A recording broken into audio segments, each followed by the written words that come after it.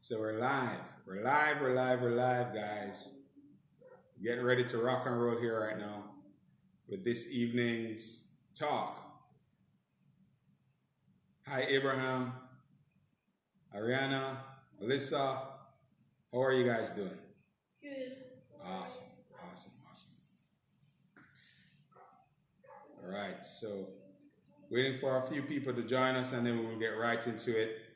I'm really grateful and excited about the conversations that we've been having. We've been having some really excellent conversations over the course of the last four talks.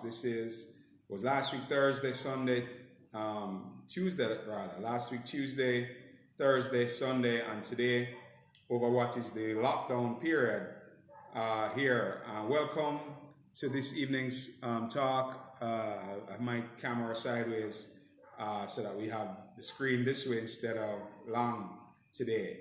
So welcome to this evening's presentation about how is it that we can have a peaceful mind, a peaceful mind, right? We have peace of mind during this particular time that we're experiencing here in the world. How can you actually do this? How can we maintain and sustain peace of mind during a crisis? So that's the name of this evening's talk. How can we maintain peace of mind during a crisis? And we are going to dive into this in terms of helping individuals to understand what the process involved in our thinking is. And today I'll speak somewhat slower than I normally would. At least I would try to, right? Speak somewhat slower than I normally would to help individuals to really grasp what it is that we're doing to ourselves, which we should not do to ourselves. So this evening's talk, as the broadcast that I shared, the idea is how to have peace of mind during a crisis. Because when a crisis is happening, like what we've been having around the world, there's been a lot of issues that have risen as a consequence of COVID-19 showing up on the scene. We see where there are several challenges that people are experiencing right now in terms of job loss, income loss from businesses, individuals, family members are leaving the planet, transitioning, friends, loved ones. That's happening right now in different parts of the world, and it has brought about a level of heightened concern, and especially as the media is reporting this information, it is actually driving a tone of fear that a lot of people have been gripped by. And what we're here to speak about are what it is that we should be doing. What are the things that we should be doing that will eliminate that sense of fear and anxiety that is associated with living, so that you can be free, so that you can actually enjoy life, and just to make sure, I have the screen on landscape instead of portrait, and just the messages are coming in sideways, and I wanna make sure that you guys are seeing it correctly. Are you seeing it okay on yours? If you are, just give me a thumbs up, give me a wave, give me a yes in the chat. If you are seeing me the way you should see me, are you seeing me sideways? So I'll turn the camera around, because the messages are coming up from the right to the left and I can't even read them. But I wanted to just be sure of that, right? So ladies and gentlemen, welcome this evening to this live talk about how to have peace of mind, right? How to have peace of mind while this crisis is happening, while we have this crisis around the world. How is it that you can have peace of mind? Well, the first thing is that we have to understand worry. We have to understand what worry is. Worry, a way of defining worry is misdirected interest. Worry, if you're a note taker and you'll be taking notes, worry is misdirected interest. So there's a misdirected interest that we have when we worry. A lot of times people will believe that if you're not worried about a problem, then you're not being responsible. If you're not worrying about a problem, then how are you going to solve it if you're not worried about it? Well, I want us to bring it to our attention that what worry does is that you're rehearsing what it is that you do not want to happen. Worry is a rehearsal of what you do not want to happen. Another way to look at worry is that it's the same as praying in reverse. So you're praying to have something that you do not want to happen. That's what worry does. So it's misdirected interest. It means that you become interested in what it is that you do not want to happen. And how the mind works, how this came about, is that the human mind that you and I have within us, within our being, we have a human mind. The human mind is a set of programs. It's a set of programs. It is a mind that when we're born. Okay, so we had a slight interruption with our connection, but I'm back. I'm live again. So misdirected interest. Worry comes from fear. Whenever somebody is worried, it means that they're afraid of something that could happen in the future in a way that they do not like. So what happens with us when we worry, we're actually interested in the negative outcome. And how is it that this happened? Well, the human mind, as I was explaining earlier, each of us have a human mind. And that human mind, it actually is a set of programs. It is just a set of programs. And how did it get programmed? When we're born on this planet, the human mind is pretty much blank, except for some of the things that we inherit subconsciously. It is pretty much blank. And what happens, it is programmed based on how we are taught to think, and we inherit beliefs from our society, we inherit beliefs from our family, we inherit beliefs from the school that we attended, the community that we live in, we inherit the beliefs based on our culture. So these beliefs that we inherit become programs that run in our mind. And the human mind works in such a way that it looks at the worst case scenario. Whenever something is about to happen, immediately the human mind starts to think of what are the worst things that could happen.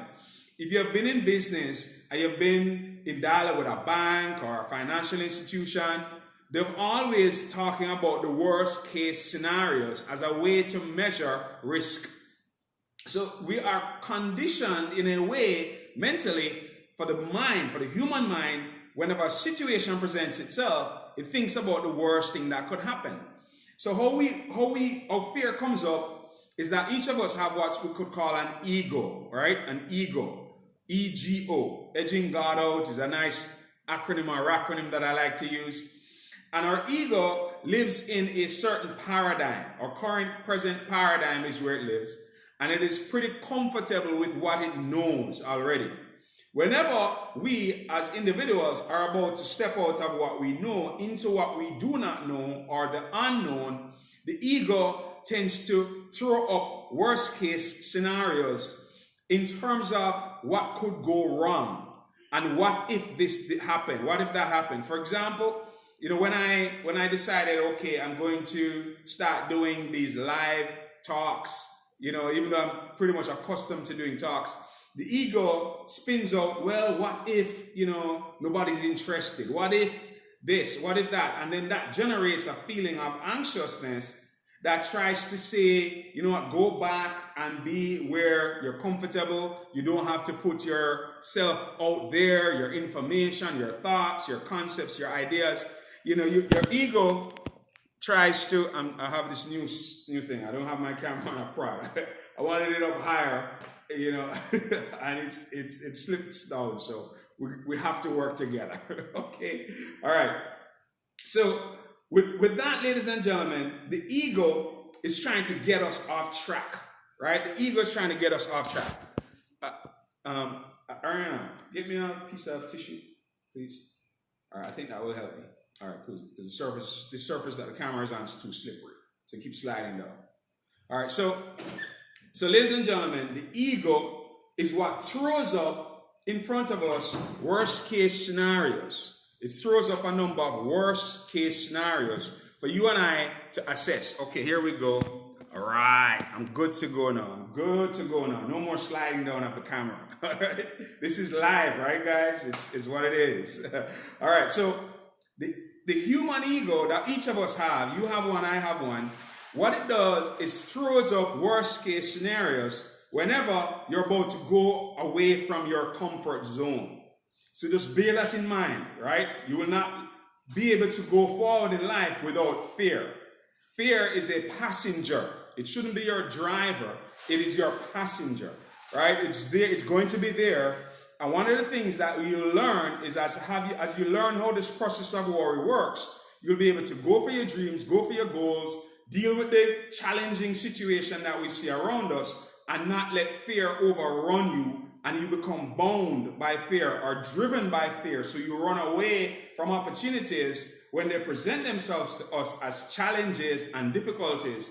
For example, what we have now is a very challenging environment that has presented itself to us, and we can rise above it, but we will not rise above it if we allow fear to drive us and direct us, right? Because fear can paralyze you, or it can make you run away from what it is that you believe could hurt you. So it's important to understand the mechanism behind this, of this concept called worry. Earlier on I said worry is rehearsing what you do not want to happen. How does this happen? Whenever a situation comes to you and, okay, COVID is here, I might lose my job or my business might go down, then that thought becomes a picture. First it's a thought, the thought then becomes a picture in your mind. And then your ego starts to show you different pictures of what it is that could happen, what could go wrong, where if you lost your job or your business went down. It starts to show you the worst things that could happen. And as you start to see these images start to generate an emotion.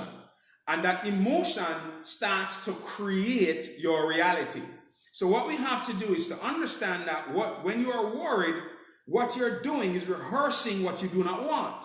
Instead, what we need to do is to be interested in the best case scenarios. What we need to do is to take our mind back, reprogram it so that instead of it being concerned and worried, it now starts to look at the best things that could happen. It doesn't mean that you don't plan. It doesn't mean that you don't take steps to mitigate against potential challenges that you may have in what we call the future, but you don't act from a place of worry and dread. You're planning to, let's say, next year potentially could be a challenging year, and you plan by saving some money in the event something comes up and you need to have some money. You don't have to be worried to do that. You simply plan in the event that something happens, you have some reserves to take care of the challenges that may present itself. And that's being responsible. But worry now, which is rehearsing a possibility, because worry is always based on what if this happens? What if that happens? And by so doing, we're putting energy into the negative, into what we do not want. So that's why worry is praying in reverse. Because what you're worried about and what you're concerned about is now being infused with your energy. And by infusing it with your energy, you're now putting life into an outcome that you do not want. So instead, what we should do is to take our mind back, reclaim our mind, and reprogram our imagination. So what we start to do is look around and see what it is that I can start to be grateful about. What I can be happy about. Can I be happy that I have Wi-Fi, that I can actually get to learn and pick up on things that are positive? Right? One of the other things that's driving a lot of people with fear contagion is because they're sitting down and watching a lot of CNN, they're watching a lot of the news, and they're imbibing all of this, which actually generates more images of fearful possibilities. And as they're taking in this information, their imagination, which is already hijacked by fear, doubt, worry, anxiety, lack, not enough, scarcity, the mind has already been programmed with that over several years. And then the media is now adding to that level of fear because of what the reports are about what could happen, and this could die and that could happen, and it's projecting worst case scenarios into the future, which is helping for more people to become even more afraid. So what we need to do, ladies and gentlemen, to maintain an inner sense of calm and peace of mind, right? For you and I to maintain and sustain an inner sense of peace and calm, what we need to do is to retrain our imagination. We need to take our imagination back. We need to take it back from worst case scenarios. As we're having this conversation, your responsibility after today is to observe your mind, reflect and contemplate what it is that it is concerned about, what it is that it's talking to you about, what's the inner dialogue that you are having with yourself, because that's where you can actually now change that inner dialogue to move it away. Instead of being interested in what you do not want, become interested in what you do want, what it is that you want to see as the outcome. And then you start to become interested in that, start to describe what it is that you want to see happen in your future. And by so becoming interested in the best case scenario, you're now retraining your imagination. You know, this anxiety that comes from worry will start to fall away from you because your imagination is now being flooded with images of what could go right as opposed to what could go wrong. This is a very, very important practice for us to capture. And as we see that, we now start to retrain our imagination with the possibility of what will go right, as opposed to being bogged down and tied down with what could go wrong.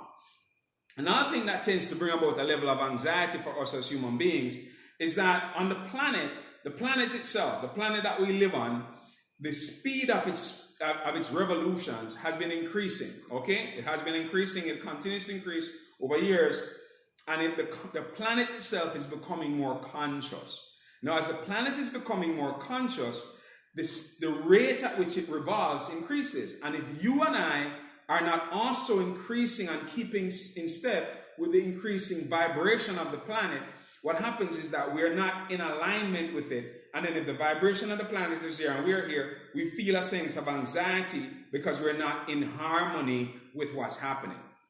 So we have a responsibility to up-level our vibration so that we are not living in a sense of carrying an underlying feeling of anxiousness because of what's happening in terms of the planet actually increasing its vibration, increasing its speed of revolutions, which means it's vibrating at a high level. The planet is becoming more conscious. And you and I have a responsibility to wake up, to become more conscious. And by so doing, we keep pace with the advancing and progressive universe.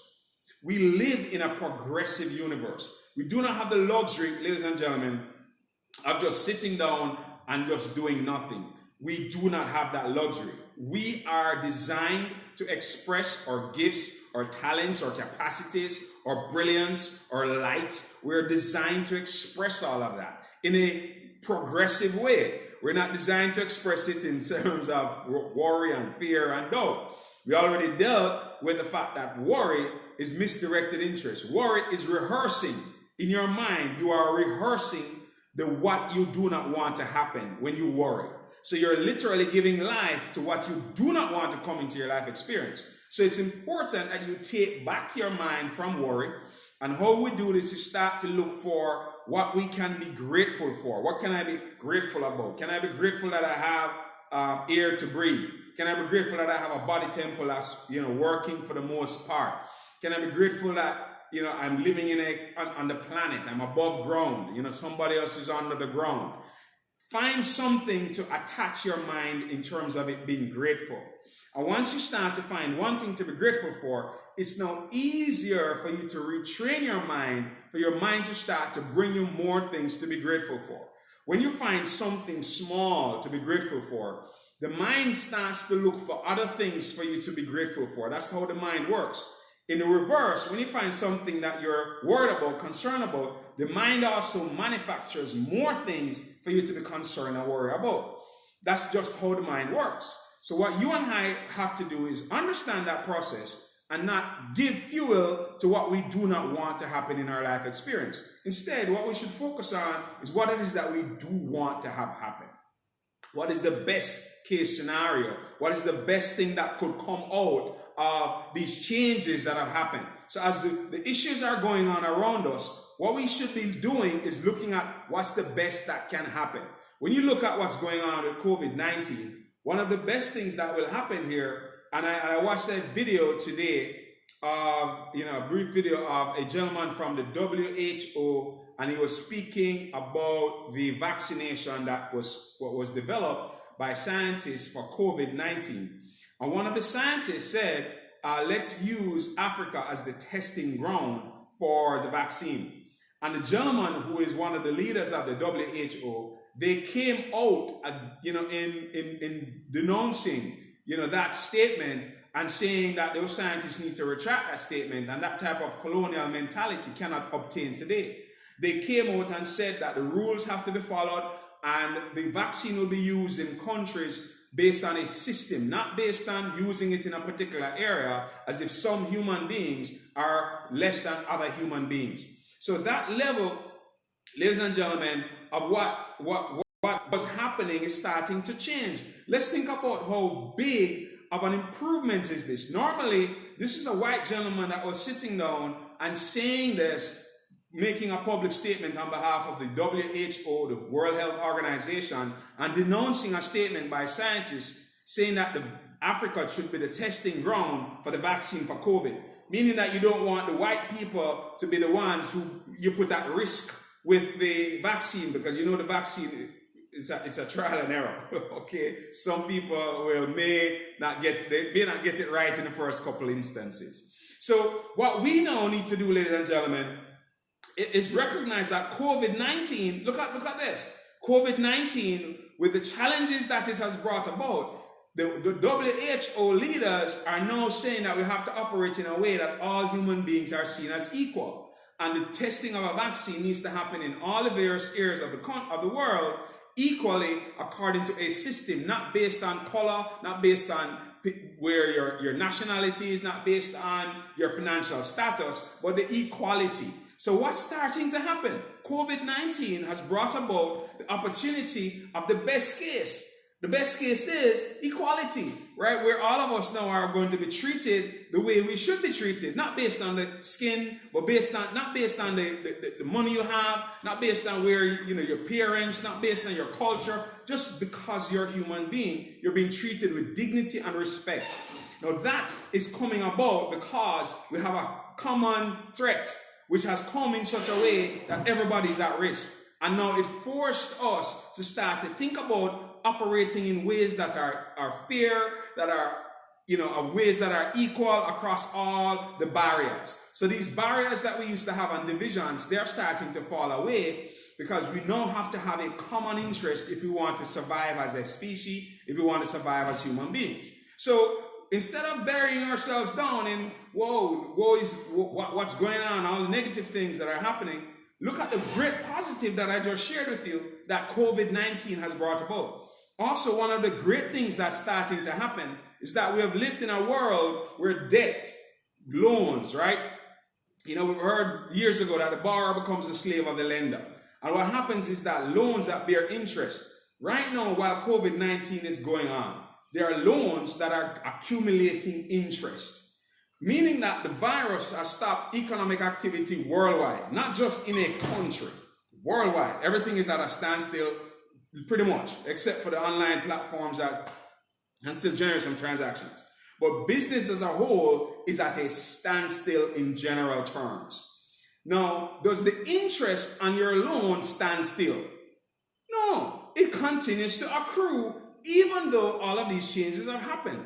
And what they do at the end of the period when things start to settle down, they take all of that interest along with the principal before the problems began and then put that all together and then restart your loan again to give you a new payment date and what looks like better terms. But ultimately, they are the benefactors of all of the decimation that took place, because while all of that was happening, the interest still accrues.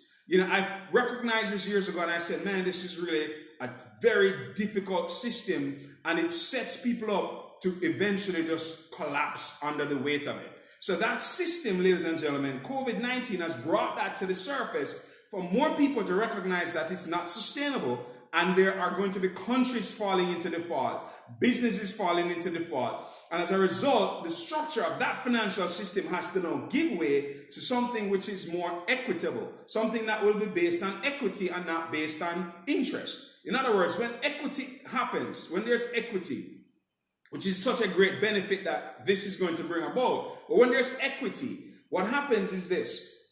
I'm the lender, you're the one who needs the money to invest in the business. I now have to give you the money and we become partners in it. So when COVID-19 hits, it hits you and I. It doesn't hit you and I'm okay as the lender. It hits both of us and both of us will have to work out how we're going to make it through into the future. As opposed to the old system where the lender lends the money to the borrower and all of the headache is on the borrower. The borrower has to carry the whole COVID-19 on their shoulders. Right? So that system, ladies and gentlemen, is one of those systems that's falling apart. Another thing that COVID-19 helped to make clear is that the health system isn't working. Because right now, who has money to be able to pay for all of the various things and ventilators? All of a sudden, they had to ship in ventilators and manufacture things as fast as they could. Not thinking about who is going to pay for it, who has insurance, who doesn't have money to pay. All of a sudden, all of that went out the window because there was a common threat. So when you really, really start to look at it, ladies and gentlemen, there's so many great best case scenarios that are coming out of what seems like a crisis. You know, it's a matter of perspective. It's how you look at it. Now, it takes time for you to re-engineer your imagination so that your imagination starts to look at the possibilities, start to look at what could happen positively, as opposed to how the mind is programmed to look at what could happen negatively. So because of this, you have to take time. You have to now go within. You have to take time to contemplate, to reflect, and to meditate so that you can actually become clear on how your mind is working. What are the programs that are running there? Programs is another word for programs, are what are your beliefs? What it is that you believe, because the belief becomes your experience. So how this all works, ladies and gentlemen, is that first, your mind, based on the programs that we inherited from our culture, from our experiences, from people around us, we inherit certain belief patterns. And those things program the human mind, and then that spits out a possibility of a worst case when something is about to happen. I gave an example earlier of how I felt in reference to doing these talks. And if I go back to several different things, even when the first time I was planning to come to Nigeria, you know, and the mind, my ego immediately started to say, well, what if this, what if that, you know, you don't know anybody, and many things, and it brought up a sense of anxiety about coming, and it took a while for that level of anxiety to go down, because my mind was running a racket about what could go wrong, as opposed to what could go right. But over time, I've also tightened my own mind. So right now, my mind, you know, is at a place where it doesn't run a racket as much as anymore. It still puts it up, and there's an initial level of anxiety. That's why I'm sharing with you. You'll never be free from fear. Fear will always be there, but it should be your passenger, right? Whenever you're going to step into a new dimension, whenever you're going to leave your current paradigm into a new paradigm, we are leaving the old paradigm of greed, selfishness, and avarice, self-aggrandizement. We're leaving it collectively as human beings. And it's bringing up a lot of fear and anxiety about going to the new paradigm, because we do not know what the new paradigm holds. You and I don't know it because we've never been there. It's called the unknown. Now, how can you have a sense of comfort about the new paradigm? Because if you look at history, human beings have moved from one paradigm to the other, called epochs in time. We call them medieval times, the Renaissance, the Industrial Age, now the technological age, and we're about to go into the golden age, right? But look, before the medieval times, there was the Dark Ages, you know, then there was the prehistoric times, you know, there are what some people call the biblical times, right? So there are different epochs over time, and each one was a paradigm. A paradigm, a way in which we perceived, a way in which we lived with each other in that paradigm. Now, moving from one paradigm to a new paradigm carries a level of fear and anxiety. Why? Because our egos are comfortable in the current paradigm. And to come into the new paradigm, the ego throws up worst case scenarios for us and literally tries to keep us contained within the previous paradigm that is comfortable in, because it assumes that something could go wrong with us if we go into what we do not know. And the human mind is programmed in such a way that looking at what could go wrong. So as we're leaving this old paradigm to this new paradigm, we do not know what the new paradigm holds because we've never been there. Okay? We do not know. But what can we take as a level of comfort about the new paradigm? Now, if we look at life, what it is that holds life, what it is that literally is the orchestrator under life. Under life is the intelligence of the universe, what we could describe as God. Now, if we look at the history of how God has operated, or life has operated, or the intelligence system has operated, it's always brought us progressively higher. So each time period has been a progression over the last one. But every time we're moving from a major period in time to another major period, there's what we call a renaissance. And there's a lot of flux. The old dying, the new giving birth. The old dying, the new giving birth. And then with that happening, there's a sense of when you're in the middle of it and stuff is falling away and your mind is not programmed to look at what's happening positively, you're caught up in fear and worry and doubt and anxiety because the human mind is already programmed with fear, doubt, and worry. So you get lost in that instead of embracing the grand opportunities that are now manifesting themselves that you can be a part of and help to bring those into the world, as opposed to running helter and skelter with those who right now are fear-bound and worried and anxious about what's going to happen. So we don't know, nobody knows what the new paradigm contains, because that's the future. Now, what we can be grateful for is that we know who holds the future. So our Creator holds the future, and the design and how that will appear will show up, and it's going to show up in miraculous and grand and beautiful, magnificent ways, because we have seen that over time, so we can have a level of trust that life is going to do us right. It's going to do something beyond our imagination. So here's what you and me need to do to move ourselves into this new paradigm faster. What we need to do is to take back our mind. Start to re-engineer your imagination. Start to think about what's the best thing that could happen as we go into this new era. When we looked at the COVID-19 situation just a while ago, this current crisis, I already showed us positives that are already happening as a result of this seeming crisis. That are so many positives that are going to come as a result of how we are going to relate to each other. How nations will come and relate to one another. There will be more compassion. There will be more concern about those nations that do not have enough for the people who live there. There will start to be systems that will provide food and water and clothing and shelter. There are systems coming, ladies and gentlemen, that will provide electricity for everyone.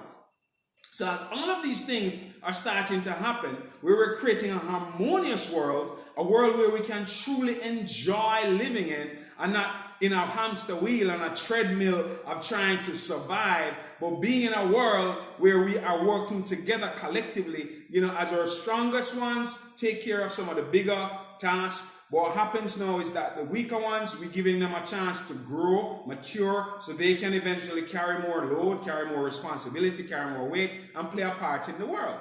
So we're not trying to cast anyone to the side or, push anyone out. Everybody is going to be incorporated in this new paradigm. That's the vision of what's unfolding. And your role and responsibility is to have a peaceful mind while these changes are happening. What looks like a crisis, ladies and gentlemen, is the old systems that do not work, that are falling apart and dying. And the new systems that are coming into being are happening. And when those things are happening together, there's flux going on. And if you are in a place where your mind is so caught up with the negative, then you're worried about what could go wrong in your life, as opposed to start to think of what could go right, what could go higher, what could go better. And as you start to retrain your imagination, what you start to do with gratitude for something small, whether it's oxygen or something, then your mind starts to give you a picture. Once you see a picture of something that you like and you enjoy, coming from that is a positive feeling. And with a positive feeling, now you start to feel better about the future. So how you feel better about the future is take something small to be grateful for, whether it's oxygen, whether it's a cup of water, whether it is just the ability to be able to listen to this content and this type of information. And as you do that, ladies and gentlemen, your mind will bring you a picture, because the imagination is very powerful. Fear is the useless use of your imagination. So instead of putting your faith into fear, right, because when you are worried, you're praying in reverse. So you're taking that back, because you're not going to want to pray in reverse. You want to pray affirmatively. You want to declare what you want. So you want to now bring up images using your imagination by becoming interested in what you are grateful about. Find something to be grateful for. That brings you up a picture. Once you've seen a picture of what you can be grateful for in your mind will start to bring you other pictures. You also now start to use your imagination constructively. Use it to think about what could happen in this area of my life. What could happen in that area of my life? What could happen in that area? And you're starting to use your imagination to think about the positive things that can come about in your life experience, as opposed to buried by the negative things that could happen in your life experience, because the human mind is going to spin those out for you if you're not engaged in looking at the best case scenario. And how do you arrive at this? You have to take time out, ladies and gentlemen, to become still. You have to take time out, as we have time now, in the mornings, in the night. Take time out, and even during the day, maybe take a few minutes and become still. Contemplate, become clear, so that you start to remove the constant running of the mind, where the mind is just running, and spitting out thoughts after thoughts after thoughts, and taking you off track in a direction that you do not want to go in. Meditation is a key and very important practice, because that helps you to raise your vibration. This planet, the vibration of the planet has gone higher. So you have to be engaged in practicing meditation if you want your vibration to come up higher as well. And by so doing, you raise your personal vibration. When you're raising your personal vibration, ladies and gentlemen, you are now becoming in harmony with what's happening. You're not out of cadence. You're not out of sync with the planet here. You are here. You're seeking to be in alignment, so that as these changes are happening around us, right, you're seeing that stuff is emerging from you, stuff is emerging around you, as my friend Dr. Joshua Awesome so elegantly and eloquently explained to us the other day on the talk we had. You know, things are emerging around you. So what is your part to play in the things that are emerging around you? How are you going to serve? What things are you going to bring to the world to bear right now? You know, and I was just speaking to a friend earlier on about a business opportunity that, you know, he had his hands on. And there's so many opportunities that have been coming in my direction. Like, so many opportunities, right, are coming in my direction. Why? Because I'm open. I'm receptive. I'm receptive to more good. I'm receptive to possibilities. I'm receptive, you know, just in the last week, there are different business opportunities that have come into by directly people telling me about them, want to distribute some products, two distribute some products, two to do some transactions, one to do transactions, another to do another type of transaction. 4 different opportunities presented to me, and I'm saying, you know, I have my hands full based on the things that I need to be as my mission and my purpose, which is to do more teaching, more training, and help people to raise their level of consciousness. That's my front burner. And that's why I'm here on this channel this evening speaking to us, because I want more of us to come up to a higher level of consciousness. As we come up to a higher level of consciousness, we're helping this whole universal push to move humanity from the old paradigm of greed, avarice, selfishness, self-aggrandizement, to a world of abundance, prosperity, peace, joy, love. All of those wonderful essences now that will be expressing themselves by means of you and I. That's the world that we're creating together. So we're coming together to create that world. And your part in this is to clean up what's happening inside and have a peaceful mind during what seems like a crisis. So how do you do this? How do you, in wrapping this up and summarizing this, first thing is that you have to stop worrying. Okay? You have to stop worrying. How do you cease worry? Recognize that worry is misdirected interest. You're interested in what you do not want, and you're rehearsing the outcome of what you do not want when you worry. So understanding this, take back your mind. Don't let your mind run amok and worry about worst case scenarios. Then the next thing is that you look for something small to be grateful for. As you start to focus your attention on that, you're now interested in what you're grateful about. As you're doing so, more and more things will be shown to you that you can be grateful for. The next stage is for you to start to use your imagination constructively. Start to look at what could be the best in these areas And as you're doing so, opportunities will start to open up to you to show you different things that you could be doing. And also opportunities will be brought to you as well for you to also be able to express your gifts, your talents, and your capacities to be able to actually be a contributor and to be someone who's not just a benefactor of being on the planet, but you're contributing your gifts, your talents, your capacities onto this planet as to how we're going to make this planet a better place for us to live. We're creating a better world. And by so doing, and how do we start to clean this up? Your meditation is key. Your reflection is key. Your contemplation is key. It's very, very important that you take time to go within and start to have an inner conversation. Look at your inner dialogue. What are the beliefs that are running amok inside of your mind? What it is that you have going on as a repetitive conversation, ladies and gentlemen, that's just running along without being checked, right? Every single belief that we have needs to be examined, right? Cross-examined to make sure it's something that's serving your best interest. Ladies and gentlemen, I'm so grateful, so thankful, so excited about where we are, what we're going to do.